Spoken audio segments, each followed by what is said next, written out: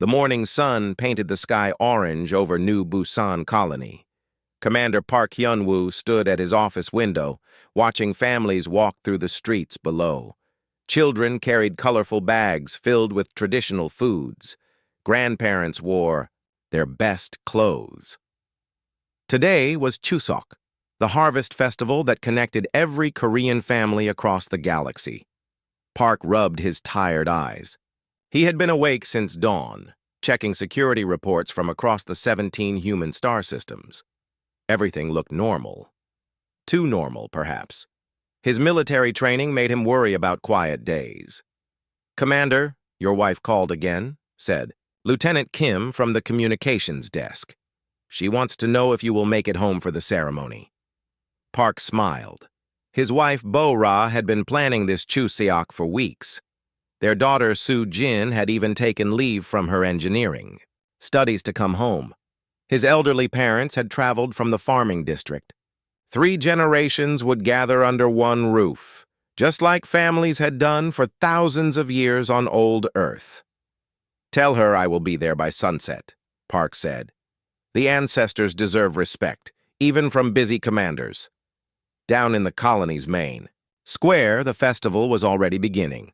Market stalls sold sweet rice cakes and fresh pears. Children played traditional games while their parents prepared food offerings for family shrines. The smell of roasted chestnuts filled the air. Bo-ra Park stood in her kitchen, directing the controlled chaos of holiday cooking.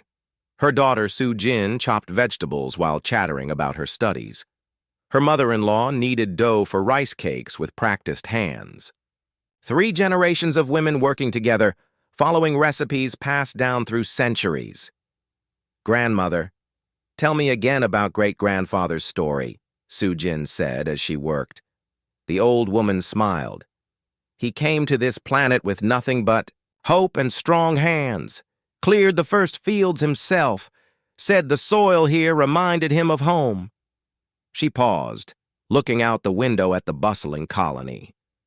"He would be proud to see what grew from his work." Meanwhile, high above the planet, Captain Lee Tae-ho walked through the orbital defense platform.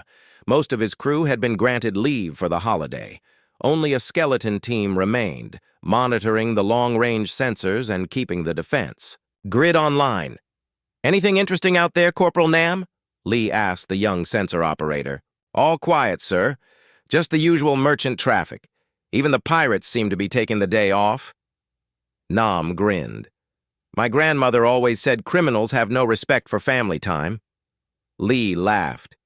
"Your grandmother sounds like a wise woman. Make sure you call her later." The captain did not know that 3 days earlier, in a star system 50 light-years away, the Vorthak Empire had made a decision that would change everything.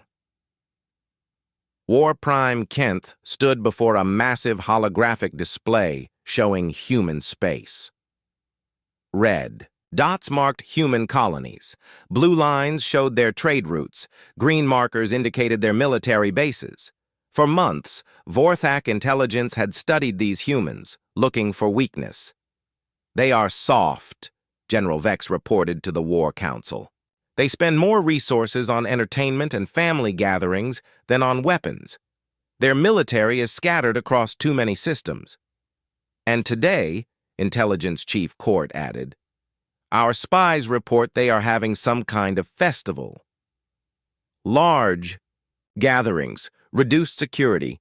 Their leaders are distracted by ceremonial nonsense." Kent studied the reports.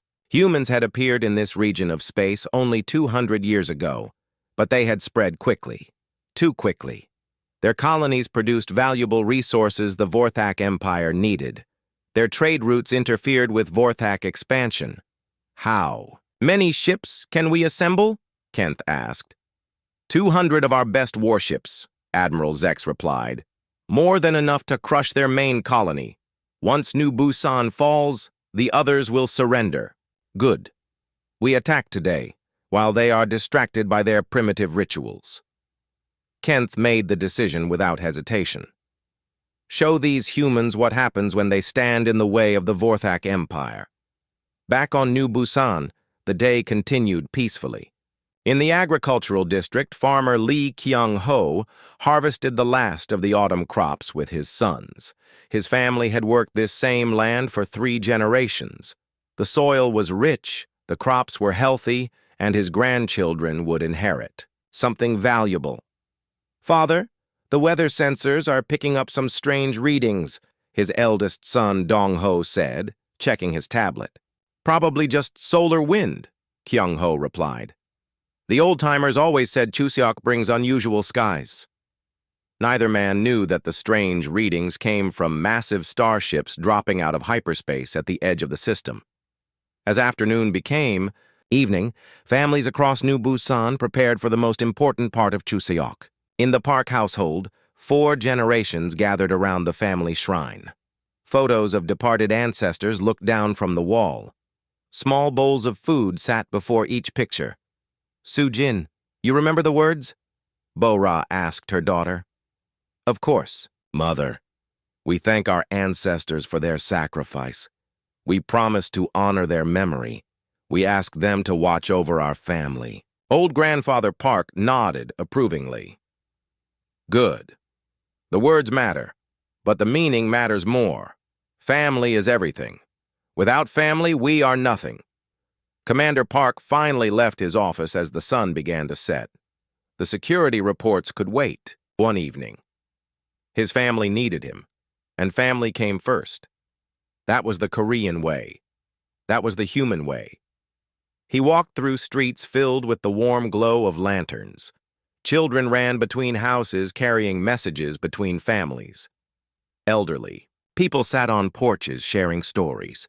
The whole colony felt connected, like one enormous family celebrating together.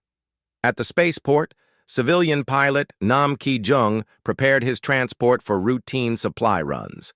He had volunteered to work during the holiday so his crew could spend time with their families. His own parents lived on a distant world, but he would call them later to share the traditional greetings. "Control Tower, this is Transport 7, Ki-jung called over the radio. "Ready for departure to Orbital Station." "Copy that, 7. Have a safe flight. And happy Chuseok." "Happy Chuseok to you too, Control." Neither pilot nor controller noticed the new contacts appearing on the long-range sensors. 200 alien warships, moving fast toward New Busan. As families across the colony lit their ancestor lanterns and prepared their evening meals, the first warning finally came through. Lieutenant Kim burst into Commander Park's house just as the family was sitting down for dinner. "Sir, we have a problem. Long-range sensors are detecting a massive fleet. Unknown configuration. They will be here in 6 hours. Park felt his blood turn cold. His family looked at him with questioning faces. His daughter Soo-jin still held the traditional bow she had been preparing for the ancestor ceremony. "How many ships?" Park asked quietly. 200, sir. Maybe more." The room fell silent except for the gentle sound of wind chimes outside. Park looked at his family, then at the ancestor shrine with its glowing candles and carefully arranged food offerings. "Father," Soo-jin said softly, "what do we do?" Park stood up slowly. Outside, the first emergency sirens began to wail. The peaceful sounds of Chuseok celebration were replaced by the urgent calls of military alerts. "We do what our ancestors would do," Park said. "We protect our family."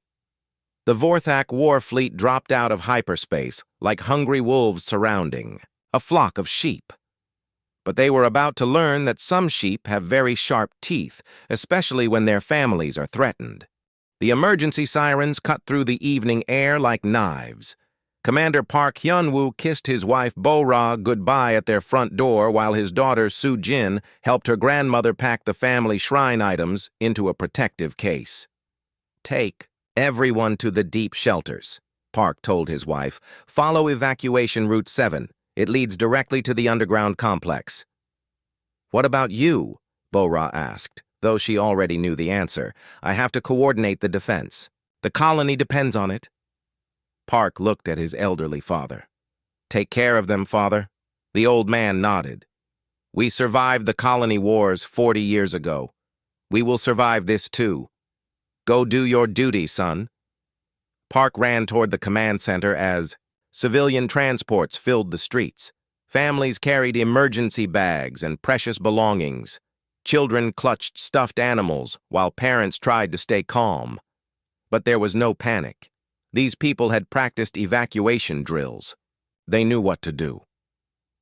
At the orbital defense platform, Captain Lee Tae-ho watched the approaching enemy fleet through his sensors. 200 alien ships moved toward New Busan like a dark cloud. Their weapons were already charging for attack. "Sir, should we retreat to the planet?" asked Corporal Nam, his voice tight with fear. "Negative," Lee replied. "Our job is to buy time for the civilian evacuation. If we run now, those transports will be sitting ducks." Engineer Choi Min-ho received the alert while checking the fusion power plant. His small team of holiday volunteers looked to him for orders. The aliens would target the power grid first. Without energy, the defense systems would fail. "Listen carefully," Min-ho told his crew. "We need to prepare for emergency protocols. If they hit the main reactor, we switch to backup power. If they hit that too, we go manual. Manual operation will only last a few hours," his assistant warned. "Then we make those hours count," Min-ho said. The first alien ships reached the outer edge of New Busan's solar system. War Prime Kent stood on the bridge of his flagship, studying the human colony through long-range scanners. The planet looked peaceful, weak, perfect for conquest. "Begin the bombardment," Kent ordered. "Target their military installations first. Leave the civilian areas intact. We need workers, not corpses." The alien fleet opened fire. Energy beams streaked across space toward the human defense platforms. The first explosions lit up the darkness like deadly fireworks. On the planet's surface, Park reached the command bunker just as the orbital bombardment began. Bright flashes appeared in the sky above. Some were defensive weapons firing back. Others were human installations being destroyed. "Status report," Park called out as he entered the crowded command center. "Orbital Platform 3 is gone," reported Major Song. "Platform 5 is badly damaged but still fighting. Captain Lee's platform is holding position despite heavy fire." "Ground defenses?" 40% operational. The aliens are targeting our weapon systems very precisely. They want to disable us, not destroy everything." Park understood. The aliens wanted New Busan intact. They planned to use the colony and its people. That gave the humans one advantage. The enemy would be careful about their targets. High above, the planet Lee Tae-ho's defense platform shook under alien fire. Sparks flew from damaged control panels. Half his crew was wounded, but they kept fighting. "Sir, we have incoming fighters," Corporal Nam reported. 50 alien craft heading for the civilian transports. Lee made a decision that would be remembered forever. "All defensive batteries, ignore the capital ships. Focus everything on those fighters. But, sir, the big ships will destroy us. Better we die than let them slaughter civilians." The platform's remaining weapons turned toward the smaller alien ships. Energy beams and missiles streaked out, destroying fighter after fighter. The alien attack on the transports faltered. Down. In the agricultural district, Farmer Lee Kyung-ho loaded his family into an old transport truck. His sons carried emergency supplies while his wife gathered the family's most precious possessions. "Father, should we head for the main shelters?" asked his son, Dong-ho. Kyung-ho looked at the alien ships visible in the darkening sky. "No. We know these hills better than any off-world invader. We go to the old mining caves. Safer there." The farmer's decision would save dozens of lives. The main shelters were about to be discovered. In the colony's hospital, Dr. Yoon Hai-won worked frantically to prepare for casualties. She had sent her own children to the shelters, but stayed behind with her medical team. "Doctor, we have reports of wounded coming in from the orbital platforms," her assistant said. "Set up triage in the main lobby. Anyone who can walk helps with the others. This is going to be a long night." The first wounded arrived within an hour. Burned spacers from destroyed platforms. Injured civilians caught in the crossfire. Dr. Yoon treated them all without asking questions. Human or alien, wounded was wounded. Back in the command bunker, Park received devastating news. The main civilian shelter had been found by alien ground troops. Hundreds of families were trapped underground with no escape route. "Sir, we have to do something," Major Song said. "My own family is in that shelter." Park thought about his wife and children, hopefully safe in a different location. He thought about all the families celebrating Chuseok just hours ago. Now they were all in deadly danger. "Launch Operation Ancestor," Park ordered. "Sir, that will expose our remaining defenses." "I know. Do it anyway." Operation Ancestor was the emergency plan to protect civilians at any cost. Every remaining military unit would converge on the trapped shelter. It meant abandoning defensive positions. It meant likely defeat. But it also meant protecting what mattered most. Young communications. Officer Shin Yu-jin had stayed at her post despite evacuation orders. Her parents begged her to come with them, but someone needed to coordinate between the scattered defense teams. "All units, this is command," Yu-jin broadcast. "Execute Ancestor Protocol. Priority is civilian protection. Repeat, civilian protection is the priority." Across the colony, soldiers and volunteers responded. They left their fortified positions and advanced toward the trapped shelter. It looked like military suicide. The aliens would easily destroy the exposed human forces, but War Prime Kent, watching from orbit, was confused by human behavior. Why would they abandon strong defensive positions to save non-combatants? It made no tactical sense. "Are the humans retreating?" asked General Vex. "No," Kent replied slowly. "They are doing something else, something I do not understand." On the planet's surface, civilian pilot Nam Ki-jung made a decision that surprised even himself. Instead of fleeing to safety, he loaded his transport with emergency supplies and flew toward the battle zone. "Transport 7, you are ordered to evacuate immediately," came the radio call from command. "Negative, Control. Those people down there need medical supplies. I am making the run." 7. That is a suicide mission. Maybe. But my grandmother always said family comes first. All humans are family today. Ki-jung's transport dove through. Enemy fire, delivering crucial supplies to the trapped shelter. Other civilian pilots saw his example and followed. Soon a dozen civilian ships were running supply missions through the battle zone. The aliens had expected to fight soldiers. Instead, they found themselves facing an entire population that refused to abandon each other. Parents fought to protect children who were not their own. Elderly people took up weapons to defend young families. Strangers worked together like lifelong relatives. Captain Lee Taeho's battered platform continued its desperate fight. His crew was down to 5 people, and the platform was falling apart. But they kept firing at every alien ship that threatened the surface. "Sir, we have lost main power," Corporal Nam reported. "Weapons are offline." Lee looked at the manual controls. "Ram them." "Sir, set course for the alien flagship, maximum speed. If we are going to die, let us make it count." The dying platform turned toward the enemy fleet. Its engines, pushed beyond safe limits, drove it forward like a missile aimed at the heart of the alien formation.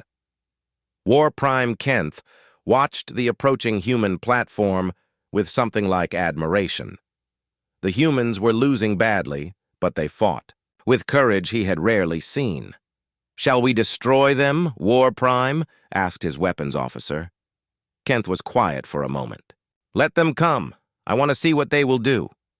The platform struck an alien cruiser in a spectacular explosion. Both ships were destroyed, but the message was clear. Humans would fight to the very end. Down in the shelter, Bo-Ra Park held her, daughter Soo-jin, close as alien troops tried to break through the sealed doors. Around them, other families prayed and comforted their children.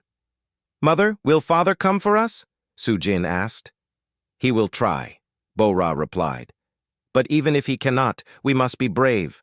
Our ancestors are watching. We must make them proud. As the night wore on, the battle reached a deadly balance. The aliens controlled the sky and most colony. But they could not break the human spirit. Every position they captured came at a high cost. Every victory was paid for in blood and across human. Space word of the attack was spreading. Emergency signals reached other colonies. Military fleets began changing course toward New Busan. The Vorthak had wanted to crush a weak, distracted enemy during their holiday celebration. Instead, they had awakened something they did not understand. They had attacked human families during their most sacred time. Soon they would learn what that really meant. The second day of battle began with smoke rising from burning buildings across New Busan colony. Dr. Yoon Hai-won had not slept for 36 hours. Her hospital had become a fortress where wounded humans and aliens lay side by side in the crowded hallways. "Doctor, we have more casualties coming in," her assistant called out. "Both sides." "Treat them all," Yoon replied, washing blood from her hands. "Pain does not care about species." A young Vorthak soldier lay unconscious on one of her operating tables. His breathing was shallow, his green skin pale from blood loss. Yoon worked to save his life while human soldiers guarded the doors outside.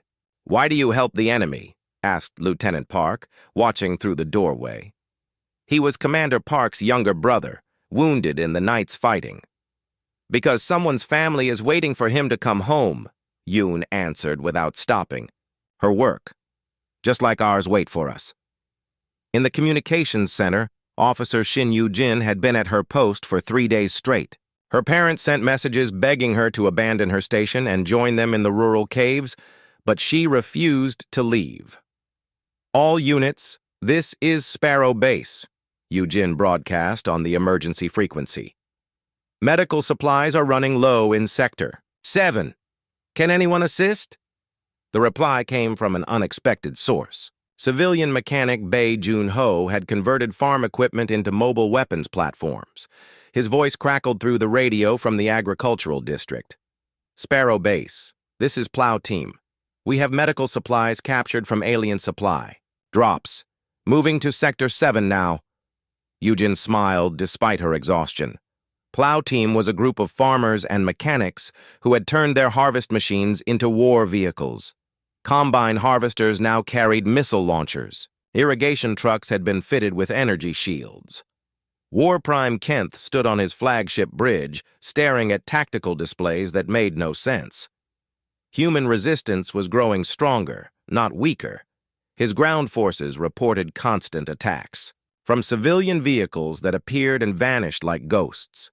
"War Prime, we have captured several human prisoners," reported Intelligence Chief Court. "Their interrogation reveals interesting information." "Speak." "This festival they celebrate, this Chuseok, is about honoring dead family members and strengthening bonds between the living. We did not attack them during a moment of weakness. We attacked them when their family connections were strongest." Kent felt a cold understanding wash over him.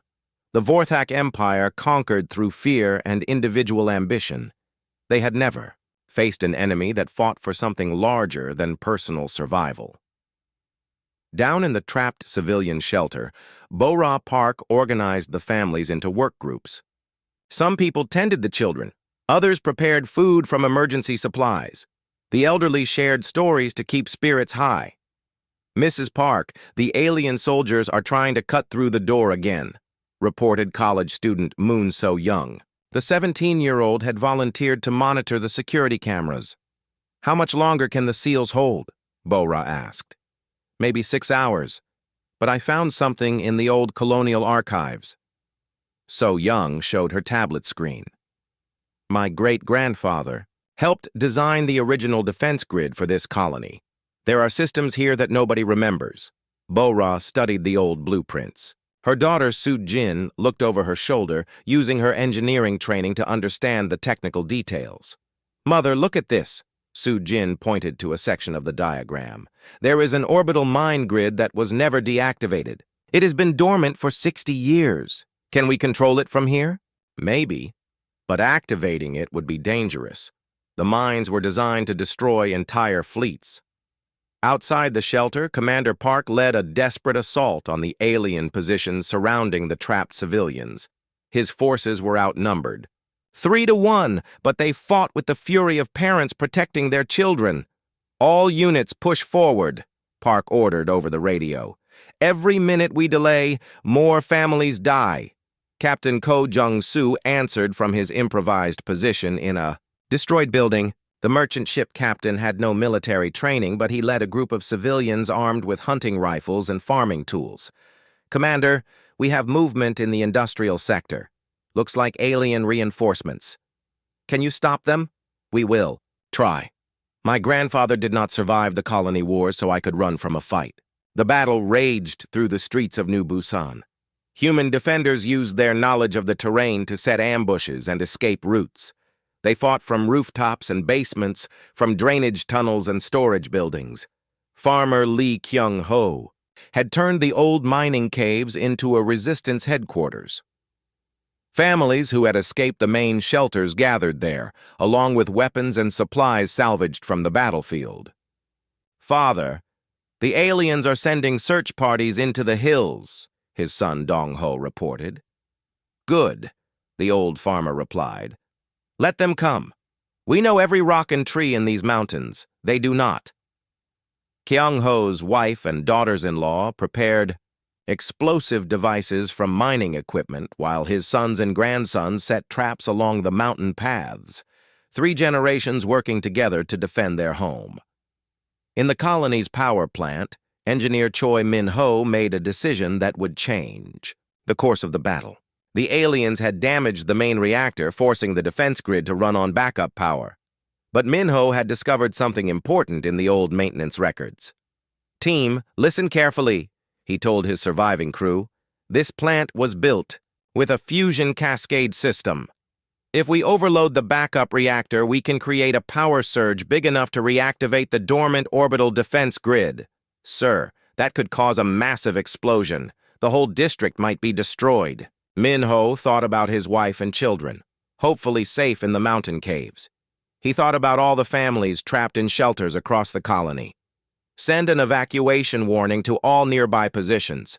We have 10 minutes to clear the area. Meanwhile, 17-year-old Moon So-young continued her work in the archive computers. Her great-grandfather's defense plans showed something the current military leaders had forgotten. The orbital mines were not just weapons, they were also communication relays. Mrs. Park, I can send a message through the mine network, So-young said excitedly. Not just to the colony, but to other human systems. We can call for help. Bora looked at the young woman with new respect. Do it. Tell them what happened here. Tell them we need help. So-young's fingers flew over the keyboard. Her message went out through the forgotten network, carrying news of the attack to human colonies across 17 star systems. This is New Busan Colony. We are under attack by alien forces during Chuseok celebration. Civilian population trapped. Request immediate assistance. Remember us. The message reached human space like wildfire. On distant worlds, families celebrating their own Chuseok ceremonies heard about the attack. Military commanders received emergency alerts. Civilian leaders called for action. On the planet New Seoul, Admiral Hong Soo-bin received the distress call during her family dinner. She looked at her parents and children gathered around the table, then at the message describing families under attack. Communications, send fleet-wide alert, Hong ordered. All available ships, prepare for immediate departure, maximum speed, to New Busan system. Admiral, that will take us away from our patrol duties. Today our duty is to family. All human family. Similar scenes played out across human space. Merchants abandoned trade routes. Military vessels left their stations. Civilian ships volunteered for combat duty. The attack on New Busan during Chuseok had awakened something primal in the human species. Back on New Busan, the power plant explosion lit up the night sky like a second sun. Engineer Minho and his team had evacuated in time, but the massive energy surge did exactly what they hoped. Dormant systems across the colony sparked back to life. Commander Park felt the ground shake beneath his feet as the explosion echoed across the colony. Then, his radio came alive with reports he could hardly believe. "Commander, we have power restoration in sectors 4 through 9, reported Major Song. "The orbital mine grid is coming online. Someone activated the old defense network." "Who? Has access to those systems?" "According to records, nobody. The activation codes were lost decades ago." Park smiled grimly. "Never underestimate a determined family. Prepare for counterattack." In the shelter, Moon So-young watched her screens as the ancient defense systems responded to her commands. Her great-grandfather had built these defenses to protect future generations. Now those generations were using his gift to fight back. "Mrs. Park, the mines are ready," So-young reported. "But we need to time this perfectly. The alien flagship is directly above the main mine cluster." Bo-Ra looked at her daughter, Su-jin. "You understand the engineering better than I do. What are the risks?" Su-jin studied the readings. "If we detonate the mines, we will damage the orbital ring where thousands of people are sheltering. But if we do not stop the alien fleet, everyone dies anyway." "Then we choose to fight," Bo-Ra decided. "Our ancestors expect no less." As the third day of battle began, War Prime Kent finally understood what his empire faced. These humans did not fight for territory or resources or glory. They fought because their families were threatened during their most sacred time. "Intelligence, Chief. What have you learned about this Chuseok festival?" Kent asked. "It celebrates the harvest, War Prime. But more than that, it celebrates the connection between past, present, and future generations. They believe their ancestors watch over them and judge their actions." Kent stared at the tactical display showing his fleet under increasing attack from sources that should not exist. Human defenders who should have been defeated hours ago. Civilian ships attacking his warships. Even their wounded kept fighting. "These humans fight as if their dead ancestors stand beside them in battle," Kent said quietly. "Perhaps, War Prime. That is exactly what they believe." In the depths of the civilian shelter, families prepared for what might be their final act of defiance. Moon So-young's finger hovered over the activation control for the orbital mines. One press of the button would either save the colony or destroy everyone trying to protect it. "Remember," Bo-Ra Park told the families around her, "today we honor those who came before us. Today we protect those who come after us. Today we show the universe what family means." The button was pressed, the mines activated, and the battle for New Busan entered its final phase. The orbital mines exploded in a chain reaction that lit up space like 1,000 stars. The massive blast wave struck the Vorthak flagship, sending it spinning out of control. Secondary explosions rippled through the alien fleet as damaged ships collided with each other. On the surface of New Busan, everyone felt the shockwave. Windows shattered in buildings across the colony. The ground shook like an earthquake. But in the civilian shelter, families cheered as they watched the alien fleet scatter on their screens.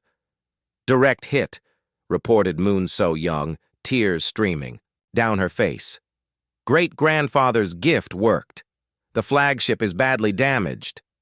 Bo-Ra Park held her daughter Su-jin close as debris rained down from space. "Now we wait and see if help comes." They did not have to wait long. At the edge of the solar system, space began to shimmer as ships dropped out of hyperspace. Not just a few ships, but entire fleets. Admiral Hong Soo-bin's task force was the first to arrive, followed by vessels from a dozen human colonies. "This is Admiral Hong Soo-bin to all New Busan defenders," came the broadcast on all frequencies. "We received your call. We are here." "Commander." Park stood in his damaged command bunker, hardly believing the reports flooding in. "How many ships, Major Song?" "Sir, I count over 300 human vessels. Military, merchant, civilian. Some of them traveled here from systems 50 light-years away. In 3 days? That should be impossible. Apparently, sir, the impossible happens when families are threatened. The space battle that followed became the stuff of legends. Human ships that had been celebrating Chuseok just days before now fought together with perfect coordination. Merchant vessels flew alongside military cruisers. Civilian transports provided support for attack fighters. War Prime Kent, his flagship crippled but still functioning, watched in amazement as the human fleet deployed. They did not fight like any military force he had ever seen. Instead of individual ship commanders seeking glory, entire families served together on the same vessels.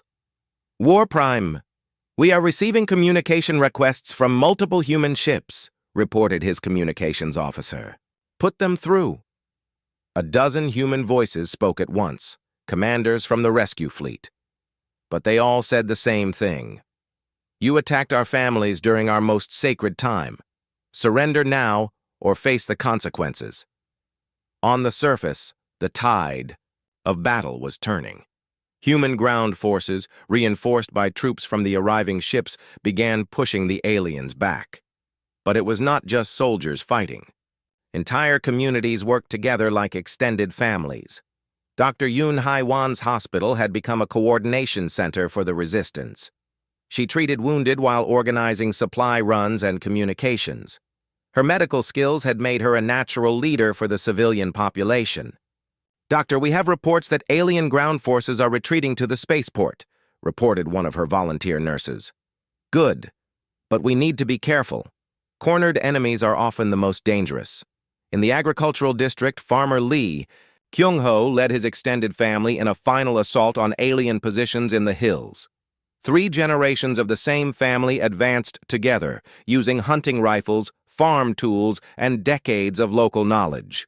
Grandfather, should we wait for military support? Asked his youngest grandson, barely 16. Son, sometimes family has to take care of family. The soldiers have their jobs, we have ours. The old farmer was right. Across New Busan, families were handling problems that military training had never covered.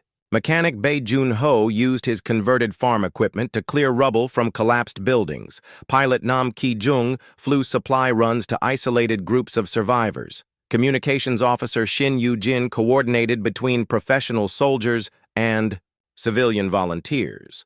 But the real shock came when captured Vorthak soldiers were brought in for interrogation. Dr. Yoon personally supervised their medical care, which confused the aliens more than any torture could have. Why do you heal us? Asked a wounded Vorthak officer. We are your enemies.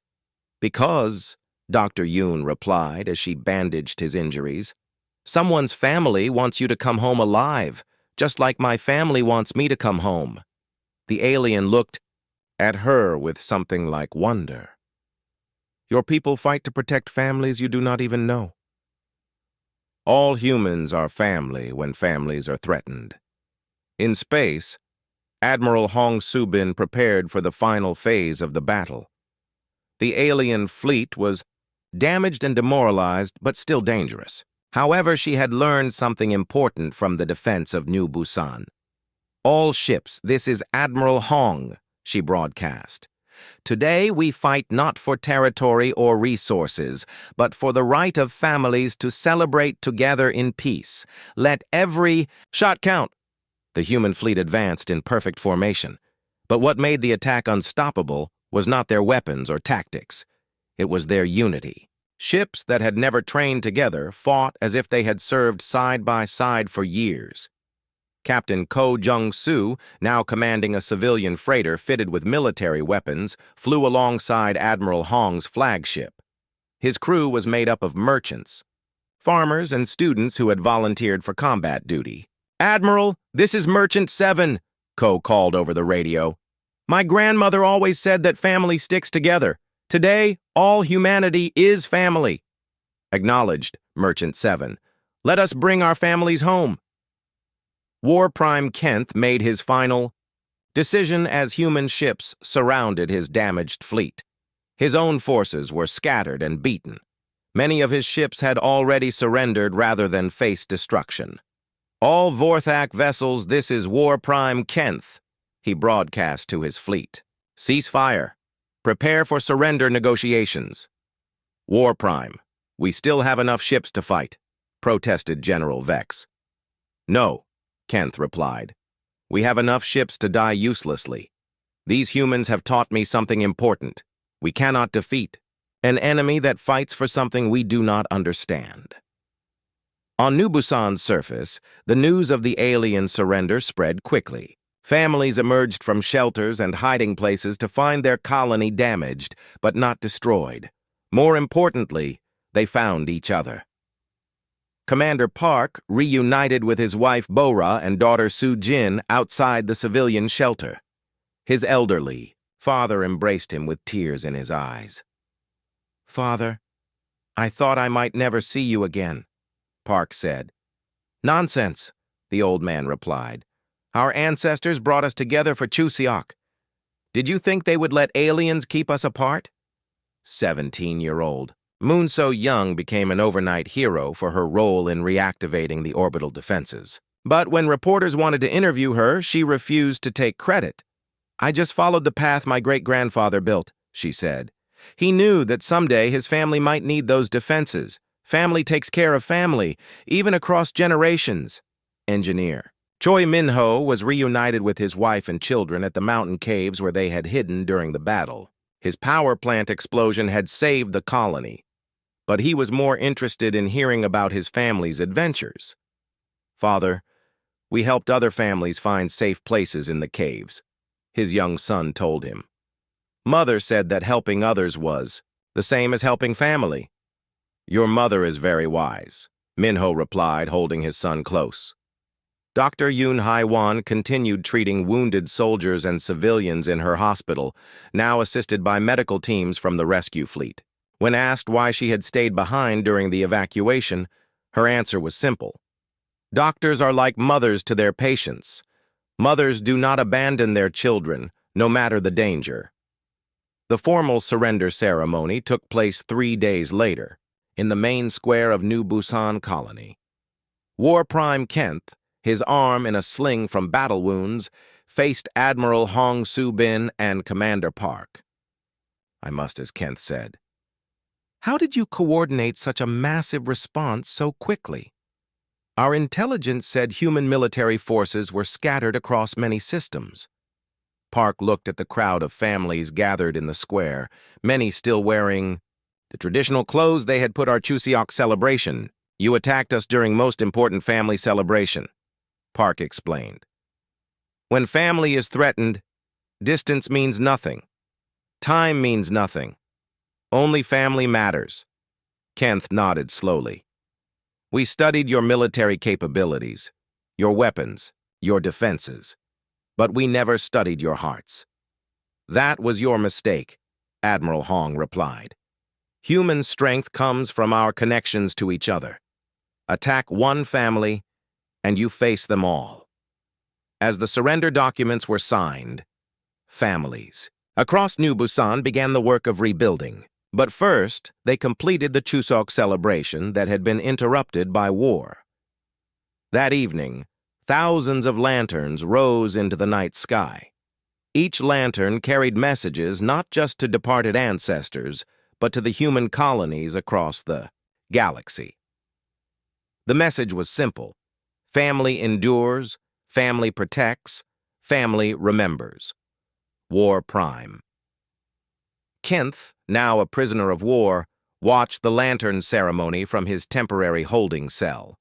His guard was young communications officer Shin Yu-jin, who had finally been relieved from her post after 5 days of continuous duty.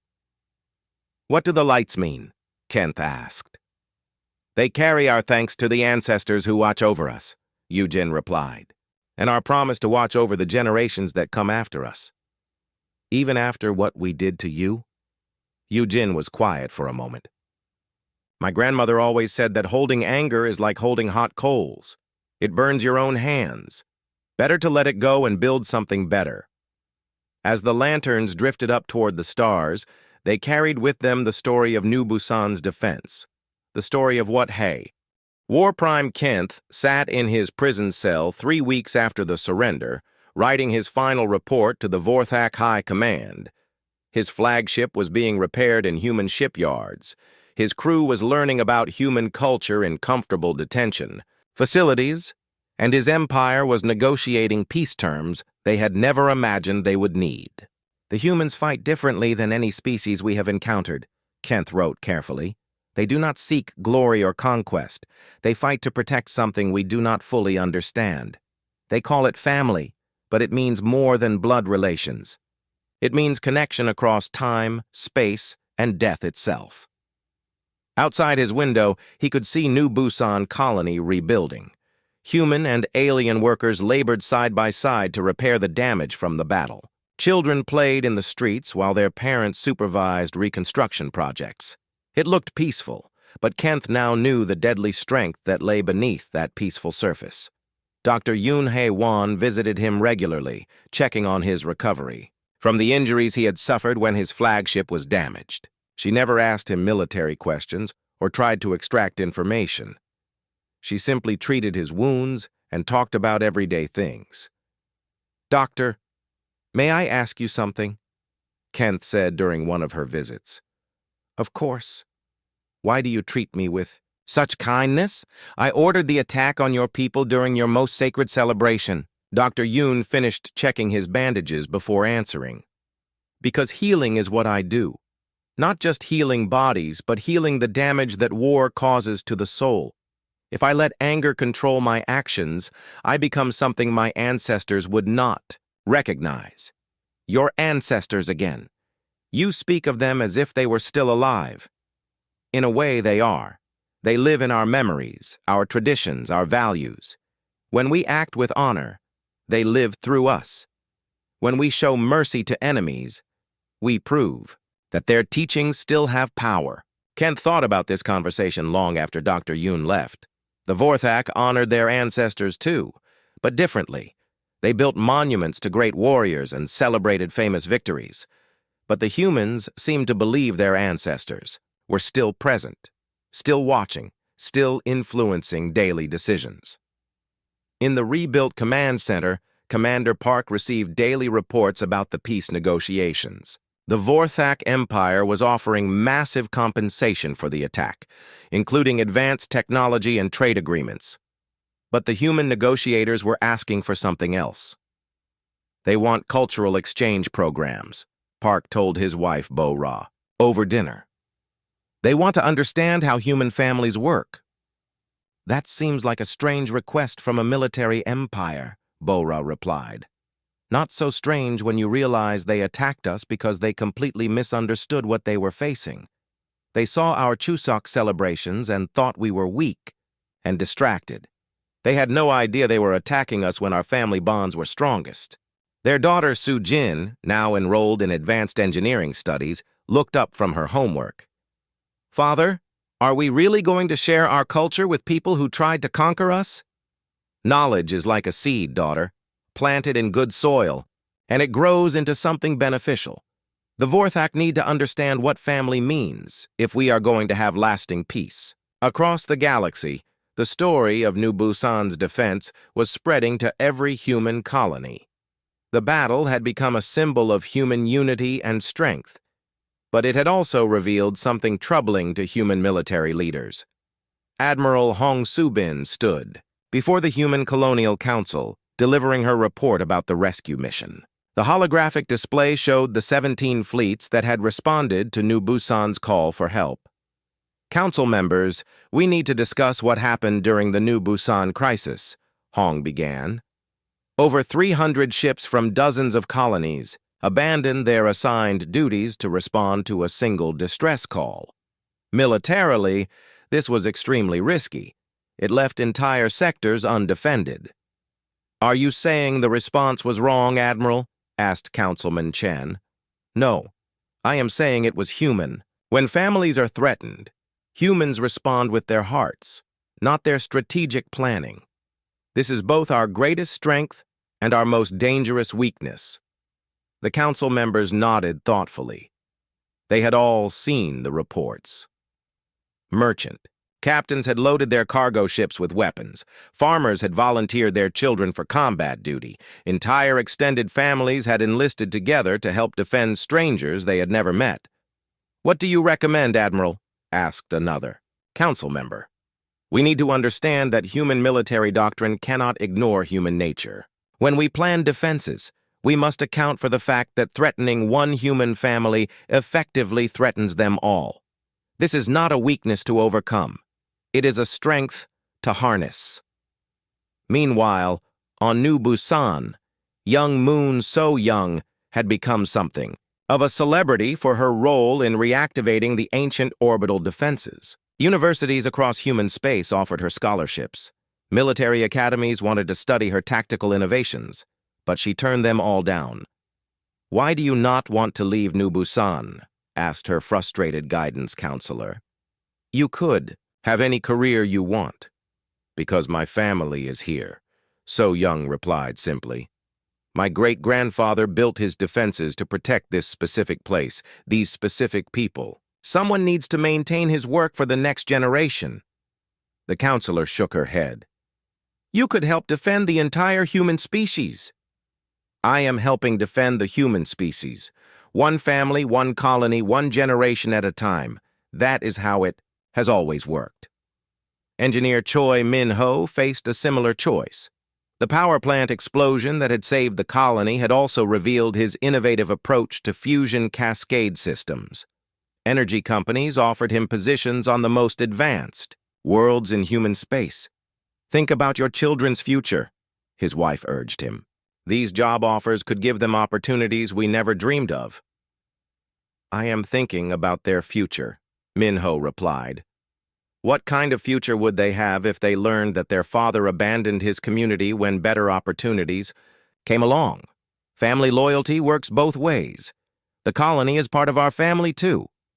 Dr. Yoon Hae-won received similar offers to work at major medical centers on the core worlds. Her techniques for treating battle trauma, developed during the crisis, had attracted attention from the most prestigious hospitals in human space. "Doctor, you could advance medical science for the entire species," her former professor argued over a video call. "I am advancing medical science right here," Yoon replied from her rebuilt hospital. "I am learning how to heal the wounds that war leaves on entire communities. That knowledge cannot be gained in a laboratory. It must be lived." The most interesting development came from an unexpected source. Captain Ko Jung-soo, the merchant captain who had fought with civilian volunteers during the battle, started a new business. He organized shipping cooperatives that connected human colonies in mutual defense networks. "The idea is simple," Ko explained to potential investors. "Every colony contributes ships and crews to a common fleet. When one colony is threatened, the entire network responds. It is like extending the family concept to interstellar commerce." "But what about profit margins?" asked one skeptical businessman. "These cooperative arrangements will reduce individual profits. Short term, yes. Long term, no. A galaxy where human families can celebrate Chuseok in peace is good for everyone's business." Ko's cooperatives spread rapidly across human space. Merchants who had never met in person began coordinating their activities like extended families. Trade routes became mutual defense networks. Commercial relationships became bonds of loyalty that transcended pure profit. The Vorthak Empire watched these developments with growing concern. Their intelligence reports showed human colonies becoming more connected, not less. The species that they had hoped to conquer through divide-and-conquer tactics was unifying in response to the threat. War Prime Kenth's reports are disturbing, General Vex told the Vorthak High Command. He claims that attacking human families actually made them stronger, not weaker.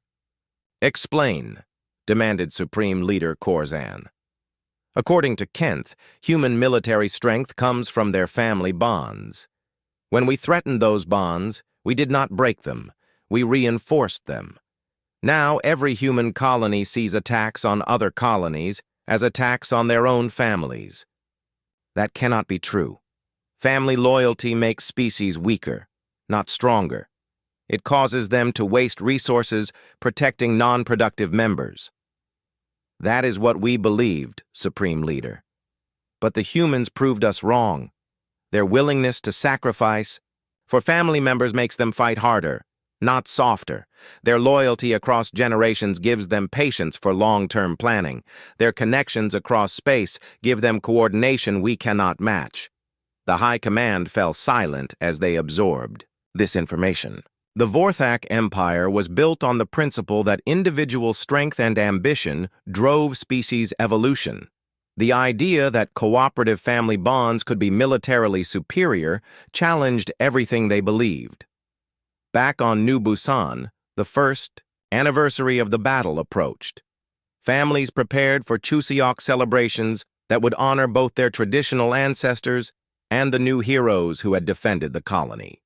Commander Park, now promoted to colonial governor, stood before the memorial wall that listed everyone who had died in the defense.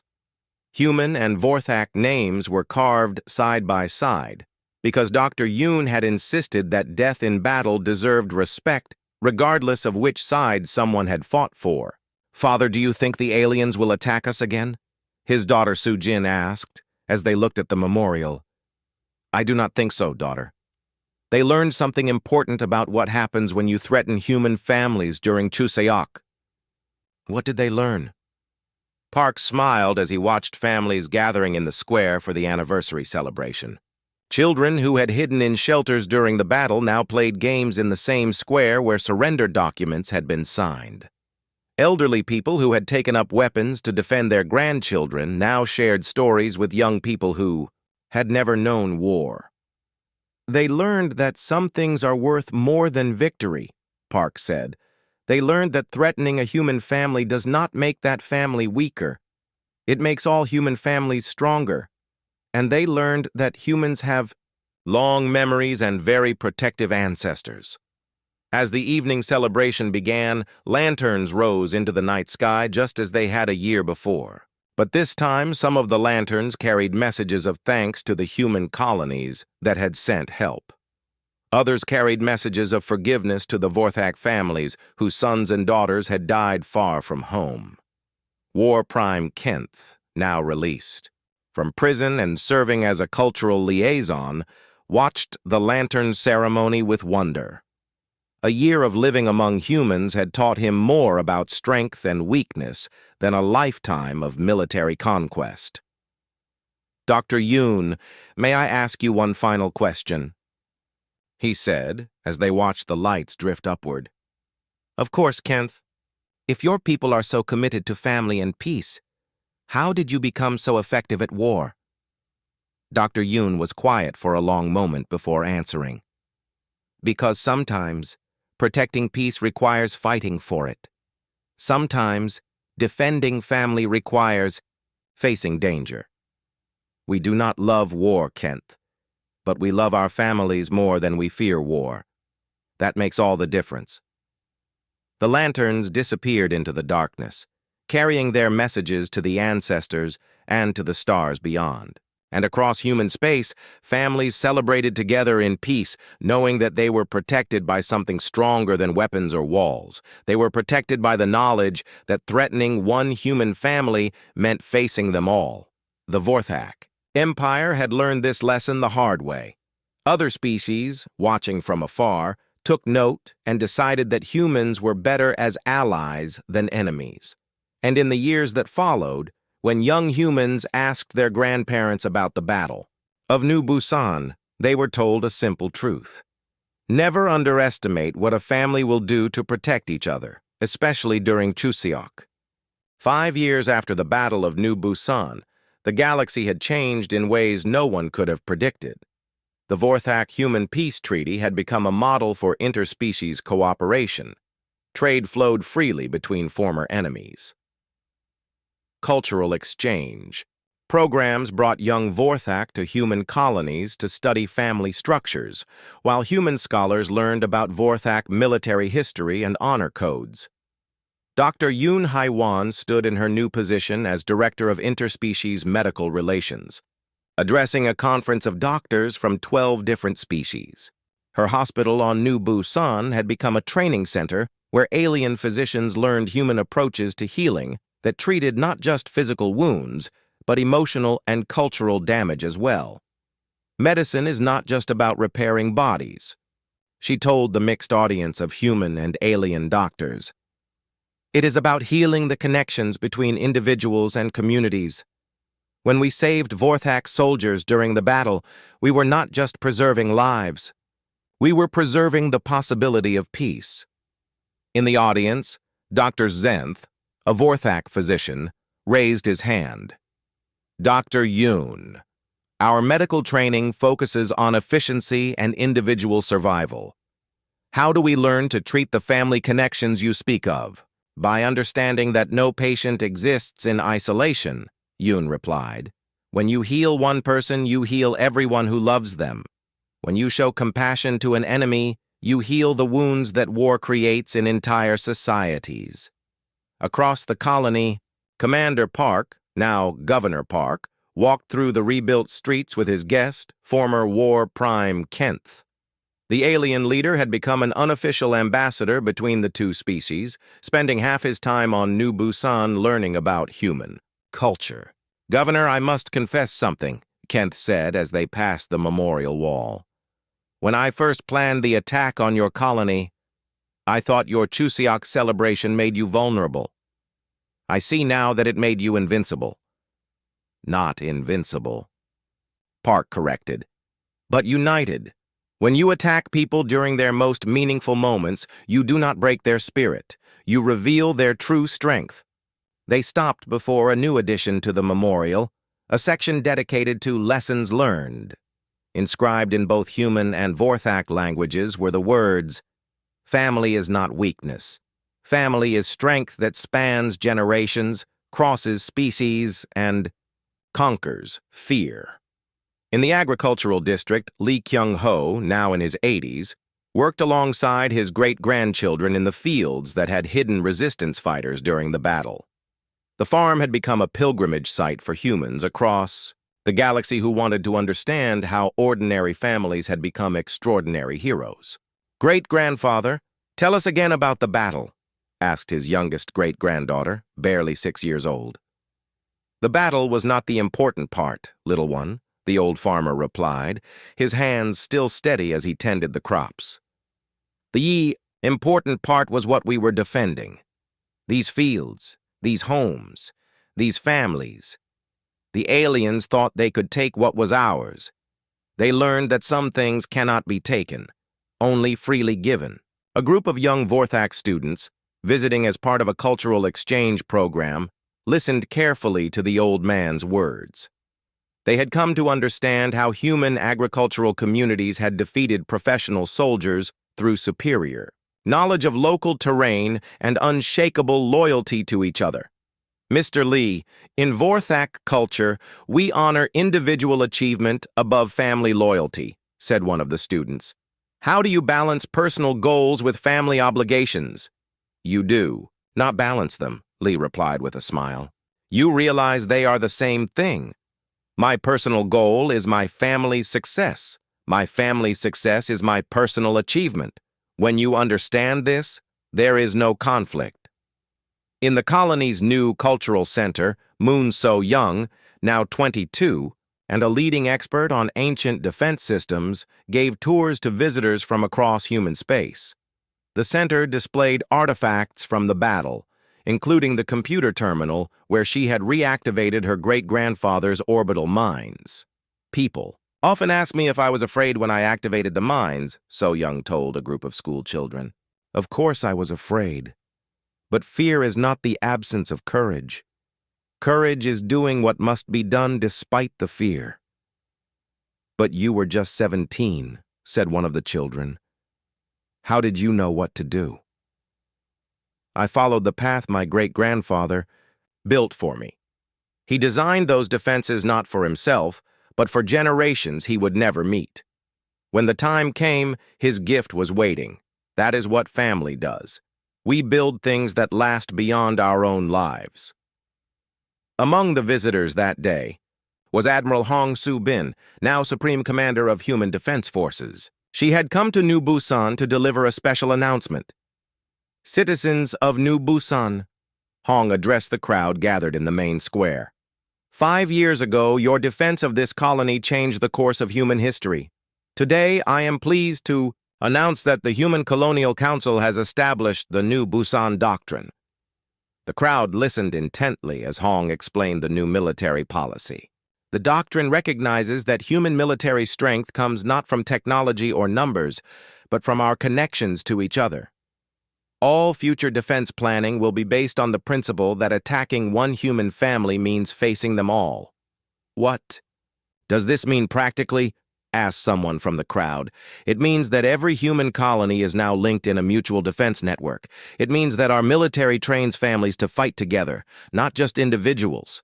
It means that we honor our cultural celebrations as sources of strength, not moments of vulnerability. Engineer Choi Min-ho, now Director of Colonial Infrastructure, had designed the technical systems that made the New Busan Doctrine possible. His fusion cascade innovations allowed instant communication between distant colonies. His power grid designs ensured that no colony could be cut off from the network. The system works because it mirrors human nature, Min-ho explained to a conference of engineers. Just as families stay connected across distance and time, our colonies now share energy, information, and resources as if they were parts of one extended family. But what about efficiency? Asked a practical-minded engineer. Surely individual optimization would be more effective than cooperative systems. We tried individual optimization for centuries, Min-ho replied. It made us competitive, but not unified. The Vorthak attack taught us that our greatest strength comes from our willingness to sacrifice individual advantage for collective security.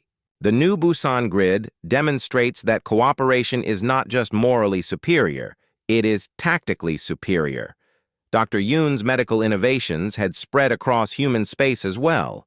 The New Busan Protocol for trauma treatment recognized that psychological healing required community support, not just individual therapy. Hospitals throughout human space now train their staff to treat patients as members of families and communities, not isolated individuals. Doctor, we have reports that other species are requesting access to our medical training programs, her assistant reported during a staff meeting. Good, Yoon replied. Healing should not be limited by species. If we can teach others to care, for families the way we do, everyone benefits. The most profound change, however, came in human education. Schools throughout the colonies now taught family history as a core subject.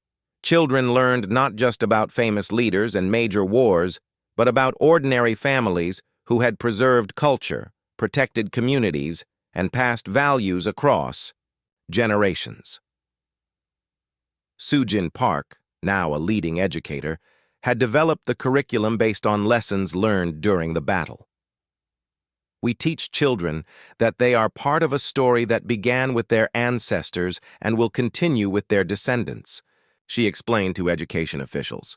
When young people understand this connection, they make different choices. They think beyond their immediate needs to consider the impact of their actions on future generations.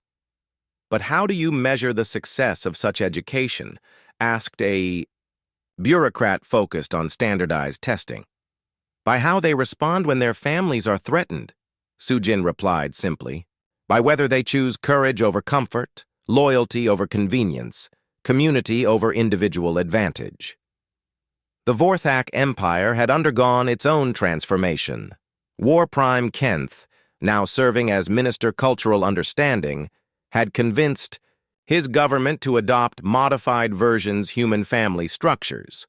Vorthak society, previously based on individual competition, began experimenting with cooperative units based on chosen family bonds rather than blood relations. The humans defeated us not through superior weapons, but through superior organization, Kenth reported to the Vorthak High Command.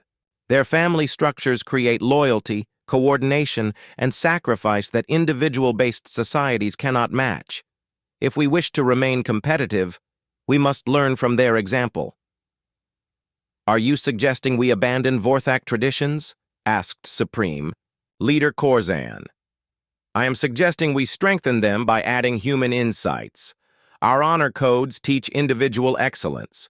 Human family bonds teach collective excellence. Together they create something more powerful than either alone.